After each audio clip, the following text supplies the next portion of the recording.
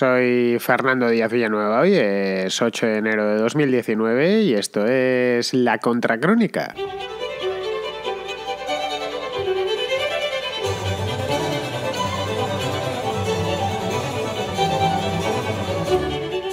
México terminó el año con un nuevo presidente que prometía dar comienzo a la llamada Cuarta Transformación. Y lo comienza el año, quiero decir, sin gasolina, que es la manera más directa de transformarse en un simple peatón. Quizá por eso mismo, porque los mexicanos que andan motorizados no quieren transformarse en peatones, hemos visto a lo largo de los últimos días un montón de colas formadas en la puerta de las gasolineras, a la entrada de las gasolineras de varios estados de México, a lo largo y ancho de todo el país, 7 estados, creo recordar. Bueno, colas, no cualquier cosa, colas kilométricas en muchísimos casos. Os preguntaréis en este punto cómo es posible que un país que es productor de petróleo, más figura entre los grandes productores de petróleo del mundo desde hace ya muchísimos años, cómo es posible que padezca desabastecimiento de gasolina. En principio también lo padece Venezuela, pero es que Venezuela juega en una liga completamente diferente, una liga inferior, quiero decir, en este aspecto, porque la compañía petrolera venezolana PDVSA está completamente destruida, no así Pemex. De Pemex se tiene, o se la tiene, en muy alta estima y además siempre ha surtido más o menos bien al mercado mexicano de petróleo y de sus derivados. Bien, pues esto se debe a un plan del gobierno para acabar con el llamado huachicoleo, que es como creo que se pronuncia así, que es como se denomina popularmente en México al robo de gasolina. No al robo dentro de las gasolineras, que eso es un atraco, un asalto normal y corriente, sino al robo de la gasolina cuando viaja desde la refinería hasta su punto de venta final, es decir, hasta la estación de servicio, hasta la gasolinera propiamente dicho. El gobierno ha cerrado los oleoductos que transportan esta gasolina, que transportan el combustible, y esta se distribuye a las gasolineras a través de camiones cisterna. En fin, una chapuza de primer nivel que lleva el sello personal de Andrés Manuel López Obrador.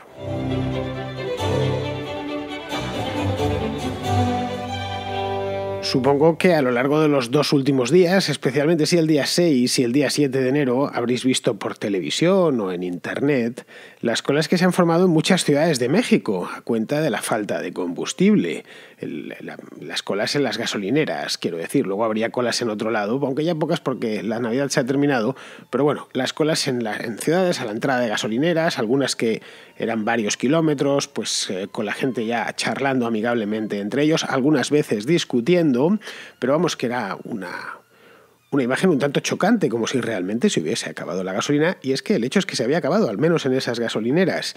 En El Sol, que es un diario de México, un diario muy popular allí, abría la noticia con una fotografía que me hizo muchísima gracia. Ponía literalmente un cartón encima de un surtidor en el que ponía "no hay gasolina", escrito a rotulador, y debajo había llegado alguien que había puesto "ni poquito".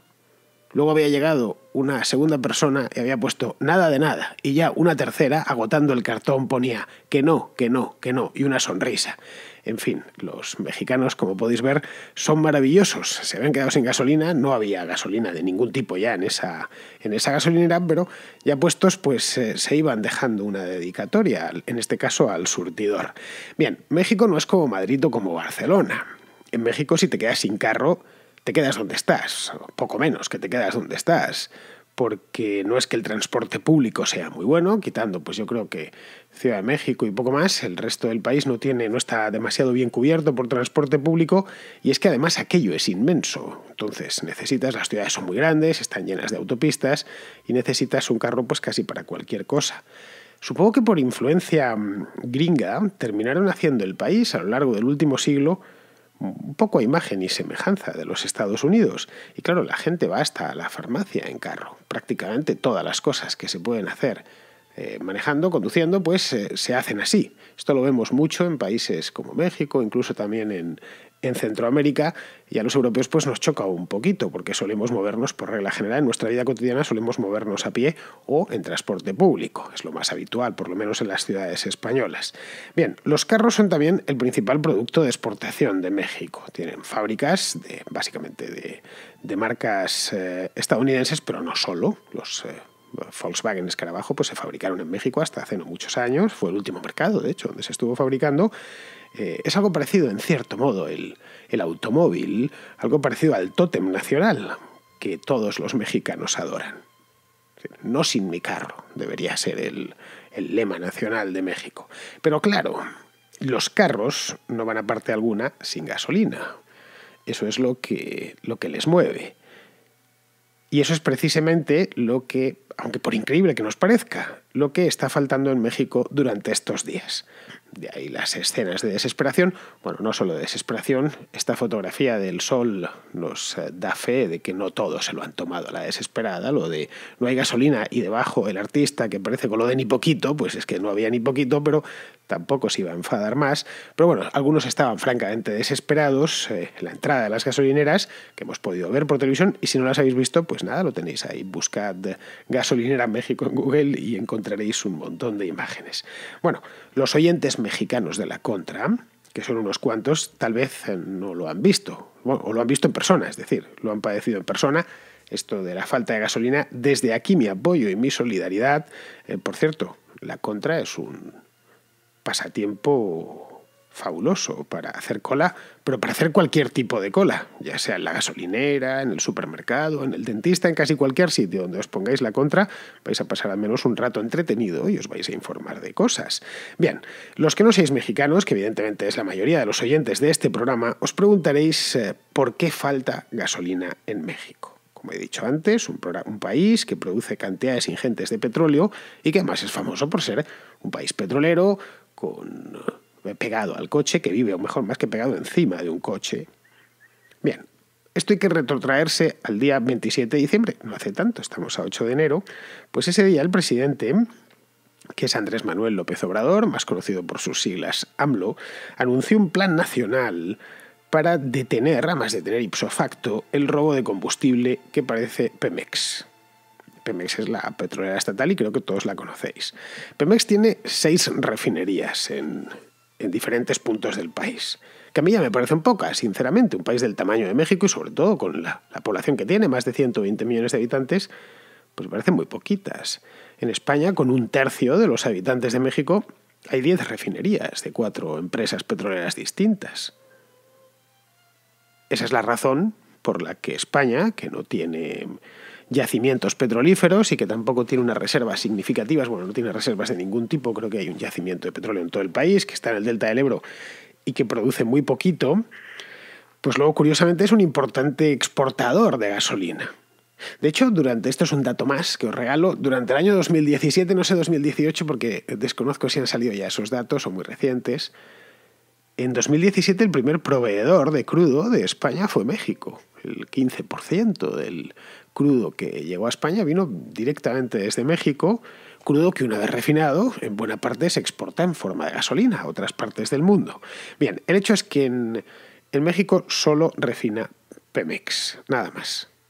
Si falta gasolina, que es bastante habitual, es decir, que el país produzca menos gasolina de la que consume, lo que hace la propia Pemex, y no solo Pemex, también otras petroleras, es importar esa gasolina básicamente de refinerías estadounidenses. Eso es lo habitual. De hecho, en Estados Unidos hay muchísimas, un montón de ellas cerca de la frontera con México, en el mismo Golfo de México también hay unas cuantas, creo que la más grande de Estados Unidos está en la costa del Golfo de México, y producen mucha gasolina a un precio bajo. Por lo tanto, Pemex, en lugar de servir la suya, que también pues sirve gasolina estadounidense.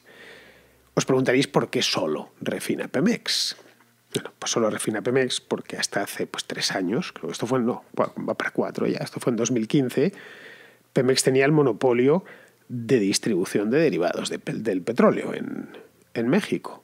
Esto se acabó, fue la famosa reforma energética de Peña Nieto. Y ahora si circuláis por México, una de las cosas que, por lo menos los españoles, que os encontraréis como sorpresa son gasolineras en Repsol. No hay muchas, pero sí suficientes como para encontrarse con una. Y esto es desde que se abrió la mano y se permitió, después de 70 años, más de 70 años. La nacionalización del petróleo en México fue en el año 1938. Y a partir de ahí, nacionalización y monopolio, por supuesto, del petróleo y de sus derivados. Y a partir de ahí era una especie de orgullo nacional, por lo menos de los políticos, que allí solo opera ese Pemex, Petróleos de México, obviamente. No hay que ser muy listo para saber qué significa.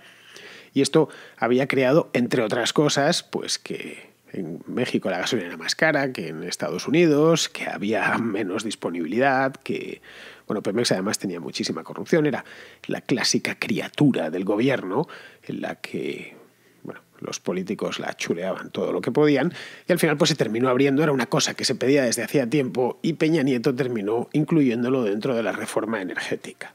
Esta es la razón por la que llevan tantos años de retraso y al igual que en países como España, que insisto, no tiene producción petrolera, pues refinan, qué sé yo, BP, por ejemplo, Repsol, por supuesto, también Cepsa tiene refinerías. En el caso de México nos encontramos con que solo está Pemex. Pemex, para poder distribuir toda esta gasolina que refina, la propia y la ajena, lógicamente, posee una red de oleoductos que van de esas refinerías o de los puntos de descarga a las terminales de almacenamiento del combustible que hay por todo el país, no sé, ya de esas habrá un montón, y de ahí a las gasolineras. Claro, como México es tan grande y hay tanta corrupción entre los políticos y entre las fuerzas del orden, existen bandas mafiosas, obviamente, que perforan los ductos, estos oleoductos por los que circula la gasolina, y literalmente ordeñan la gasolina que fluye por ellos. Nos puede parecer sorprendente, pero es una cosa bastante común. De hecho, tan común, estos son datos que ha aportado el gobierno, que la merma que le produce a Pemex, le producen estos picados en los ductos, se estima en 3.000 millones de dólares al año. Y os podéis imaginar la cantidad de barriles que salen de ahí. Pues esto al menos es lo que ha dicho el gobierno, son los datos que ha dado el gobierno. No sabemos si serán ciertos, los ha exagerado, les ha quitado hierro. Teniendo en cuenta que el gobierno es nuevo, es probablemente, si en el caso de que no fuesen del todo ciertos, los habría exagerado, pues porque una de las cosas en las que está metido de hoz y coz López Obrador es encargar sobre los hombros de Peña Nieto y de todos los anteriores todo lo malo que le ha pasado a México, pues casi diría en toda su historia.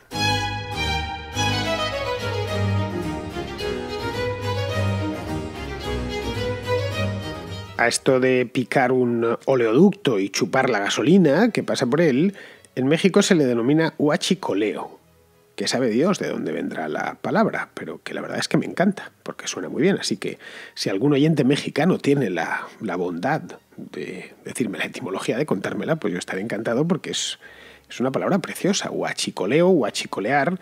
De hecho, huachicoleo es lo que hace el gobierno todos los meses con nuestro salario. Si lo pensáis, la empresa para la que uno trabaja, pues te pagan, qué sé yo, 1.600. Pero solo te llegan 1.000 al bolsillo. Los 600 restantes los ha huachicoleado el ministro de Hacienda y además lo ha hecho legalmente. Y lo peor de todo es que encima le tenemos que dar las gracias. Fijaos cómo podemos reaprovechar este mexicanismo, incorporarlo al tronco común de la lengua y se puede emplear para un montón de cosas, empezando pues con las cosas malas que nos hacen los diferentes ministros de Hacienda. Bien, pues volviendo al tema este de México, que no me quiero despistar, para detener el huachicoleo este de gasolina en México, López Obrador ordenó cerrar los oleoductos el otro día. Porque son muchísimos kilómetros de oleoductos los que hay en México, ya digo, son países gigantescos, 4 veces España. Bien, y de paso, aparte de eso, culpó a la administración de Peña Nieto de ser cómplice con el robo de gasolina. Que, ojo, es una hipótesis plausible, porque, a ver, no se roban 3.000 millones de dólares en gasolina sin que arriba se den por enterados. Yo no lo veo tan sencillo, al menos como lo transmitió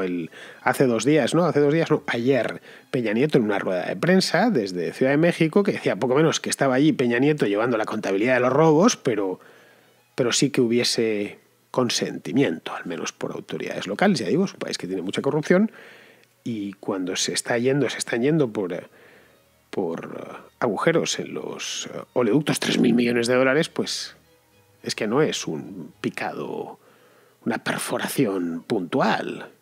Es una actividad sostenida en el tiempo y además, como se puede ver, pues muy rentable.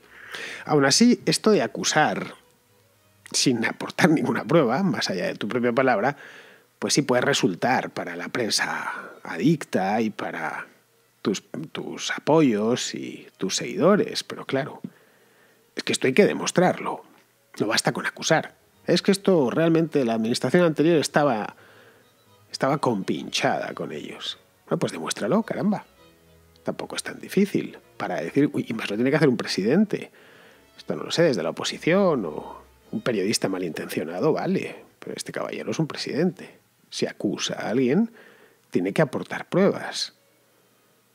De cualquier modo, yo con esto, y después de ver la rueda de prensa de AMLO, yo me planteo una pregunta, me la planteé según la terminé de ver.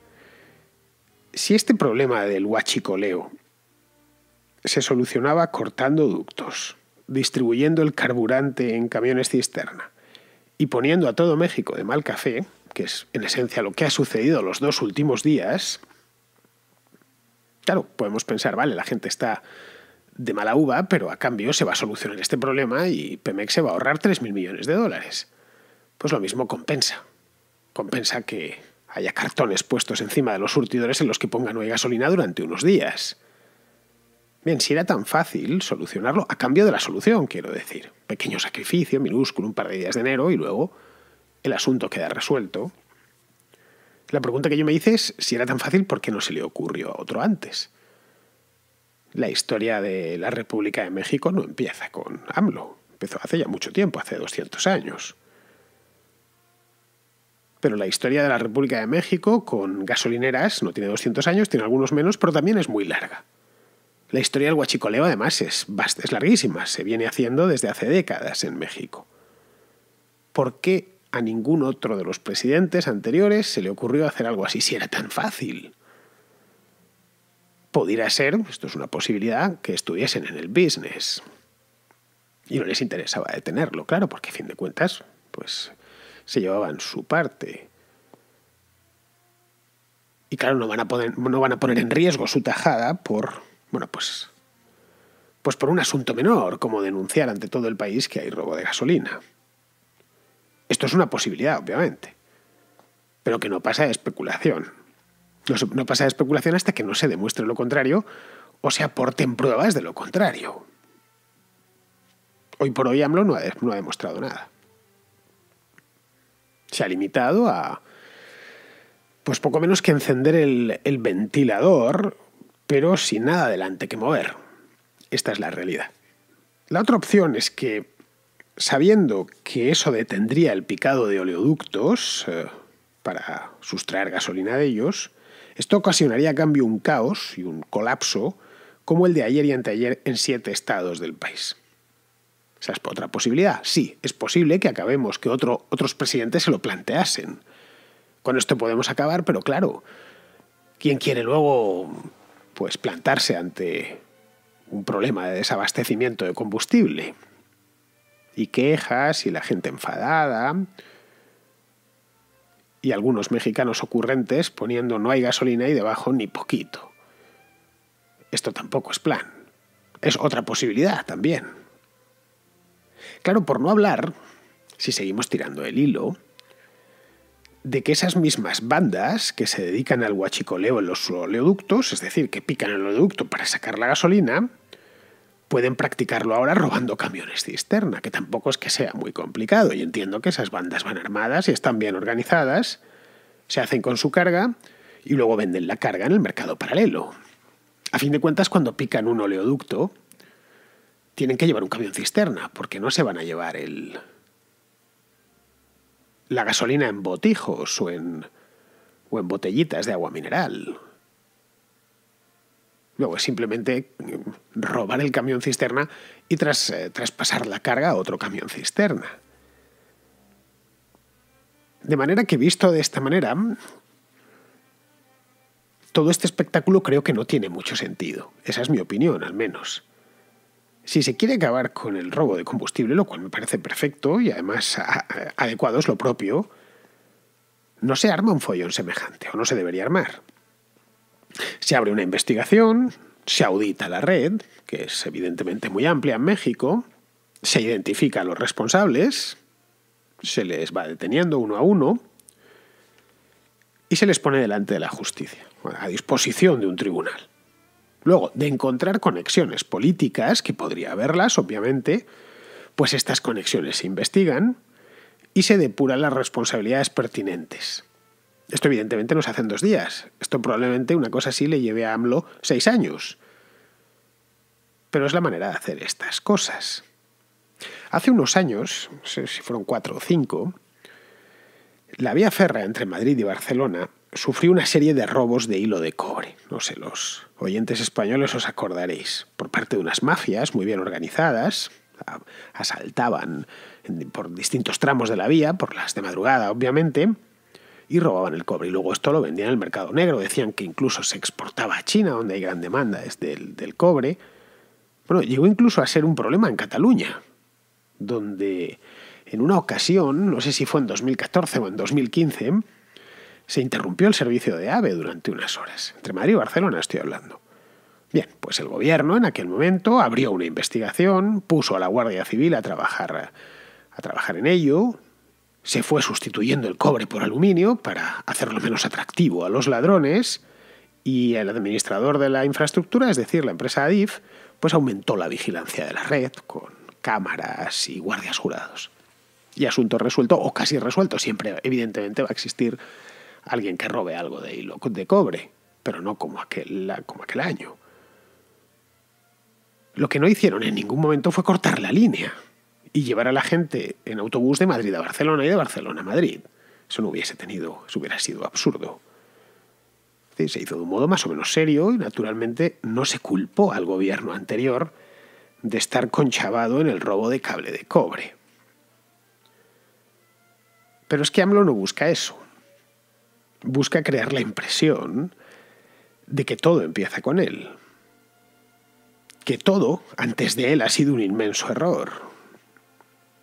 Para crear esa sensación de justiciero, pues necesita dar estos golpes. De justiciero que no sea milana ante nada.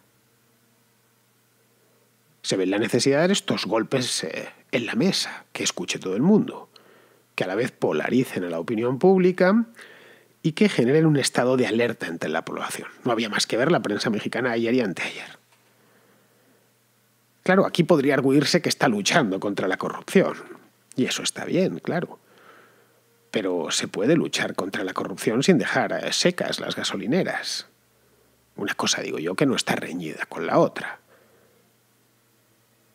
Sospecho, ahora que poco a poco vamos calando al personaje, que tendremos muchas más de estas. Yo sospecho, lo mismo luego me equivoco, pero no es la primera. Es decir, este hombre no lleva ni 40 días en el poder y ya nos ha mostrado sobradamente, además, qué sabe hacer y, sobre todo, cómo lo hace.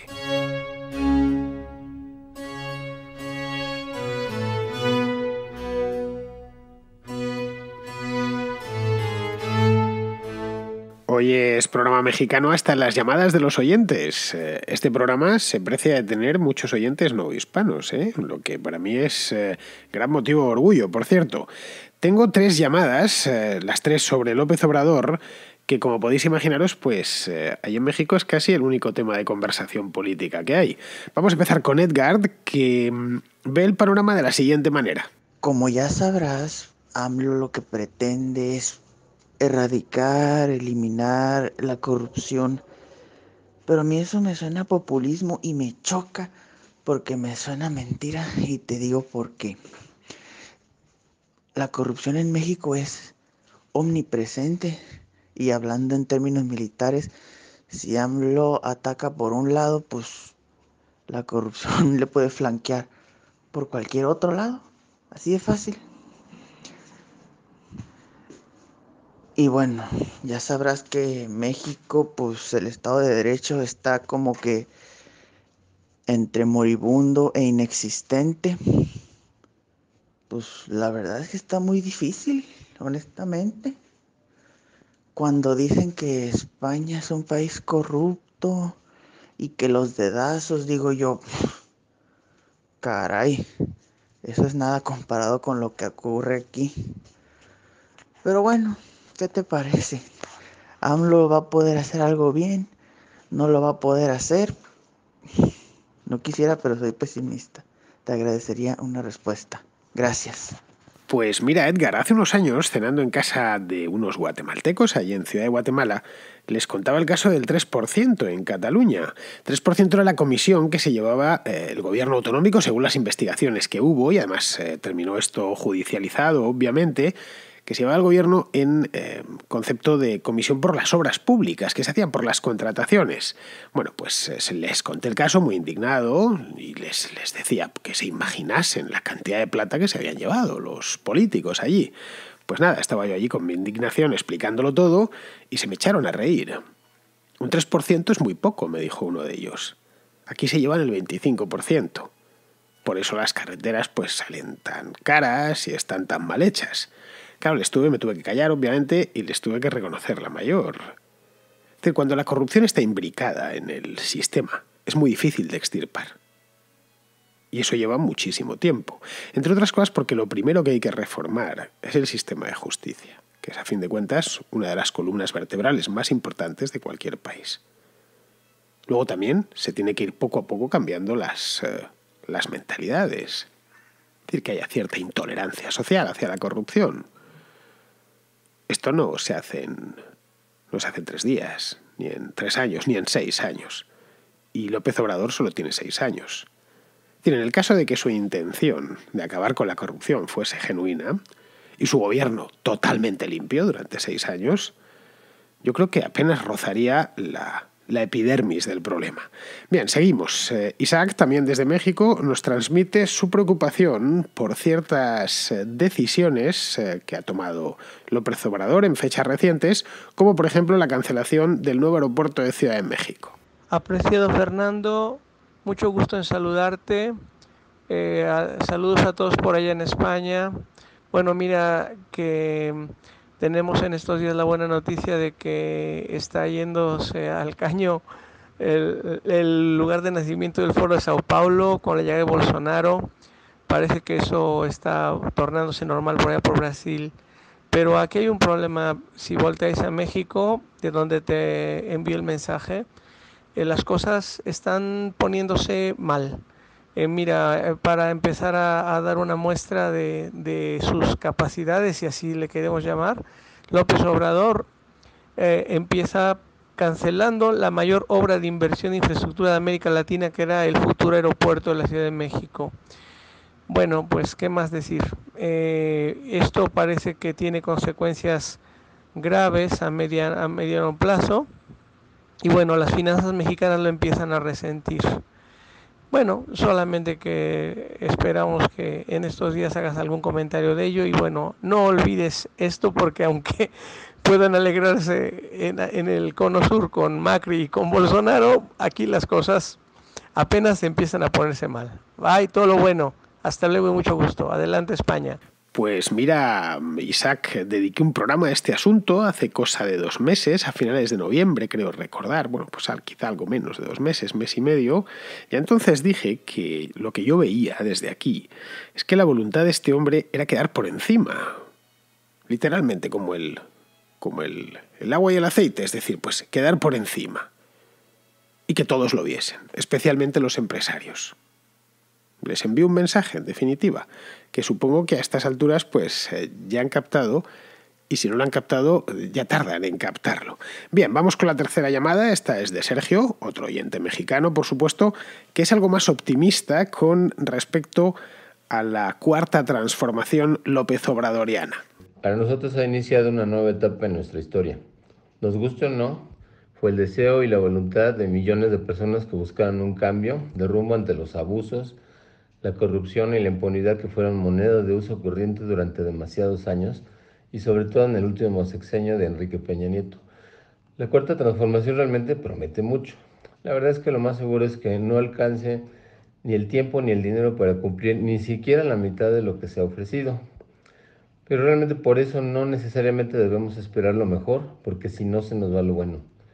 Con respecto al cambio, y parafraseando a Churchill, me atrevería a decir que esto no es el final de nuestros problemas, ni siquiera es el principio del final de los mismos, pero parece ser que sí es el final de un principio que ya duró demasiado, un principio que debió haber terminado con el nuevo siglo y que ha tardado 18 años más en hacerlo. AMLO tiene la rarísima oportunidad de convertirse en uno de los mejores presidentes de México o bien en uno de los peores. La decisión es exclusivamente suya. Sin embargo, creo que podemos albergar cierta esperanza. Cuando eres joven te preocupas por asegurar tu vejez, pero cuando eres viejo te preocupas por asegurar tu legado. AMLO, por su edad, parece ser que está preocupado por lo segundo. Sinceramente espero que tenga éxito. Gracias. Esto, Sergio, ya lo comenté hace tiempo. Lo único que me gusta de AMLO es su edad, la verdad. Con 65 años que tiene, los cumplió ahora, a finales de año, pues es uno menos de los que tenía Winston Churchill cuando accedió al cargo de primer ministro allá por 1940.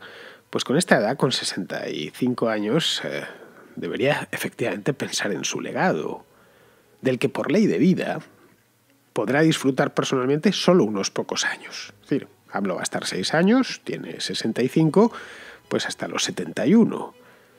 Y luego pues el tiempo que le quede de vida, que espero que sea mucho, pero claro, por ley de vida, a los 71 años estás más lejos de tu nacimiento que de tu muerte, así que no podrá disfrutar mucho tiempo del legado que tenga, ya sea bueno o sea malo. Ahora bien, recuerda un refrán, en España lo utilizamos, no sé si en México.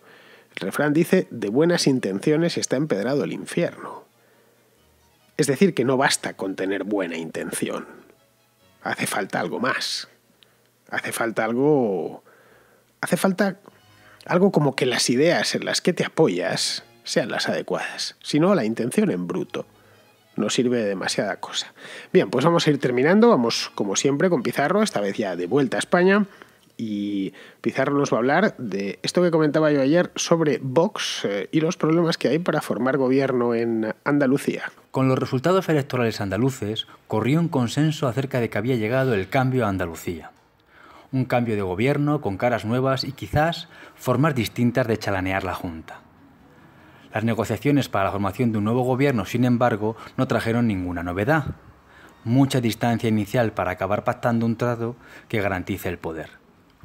Pero resulta que a la hora de negociar con Vox, decisivo él pese al número de escaños que posee, este se ha cerrado en banda por una cuestión de principios, no de poder o de dinero, confirmando así que algo sí había cambiado en la política andaluza.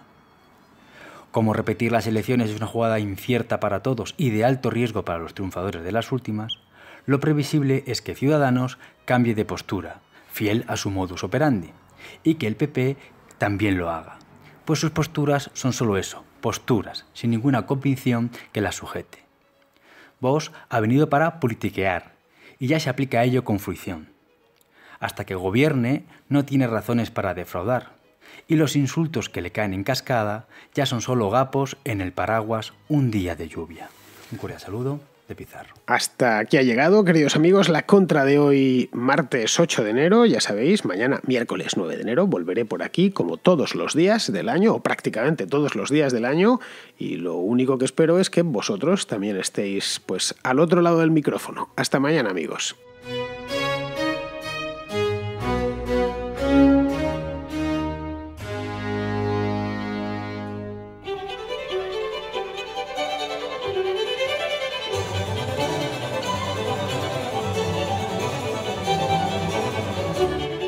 La Contracrónica y la Contrahistoria son dos programas de radio independiente que existen gracias a sus oyentes. Si te gustan, puedes patrocinarlos. Lo puedes hacer de dos maneras, a través de patreon.com/Díaz Villanueva o instalando la aplicación de iVoox en tu teléfono y pulsando la tecla Apoyar. Solo por ser patrono podrás escuchar El Contrapunto, un programa musical distinto a todos los demás. Pero, sobre todo, hazte patrón para que la Contracrónica y la Contrahistoria se sigan emitiendo por los siglos de los siglos. Amén.